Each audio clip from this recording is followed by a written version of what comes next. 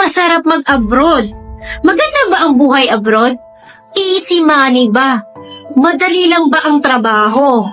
Magkakasahod ka ng malaki, pero huwag mong aasahan madali ang trabaho. Kahit may sakit ka na, kailangan magtrabaho ka pa rin. Halos wala ka ng tulog, pero kailangan gising ka sa oras ng trabaho. Tinitipid mo ang sarili, may mapadala lang sa pamilya. Minsan iniiyak mo na lang mag-isa kapag nakakaramdam ka ng hirap at lungkot.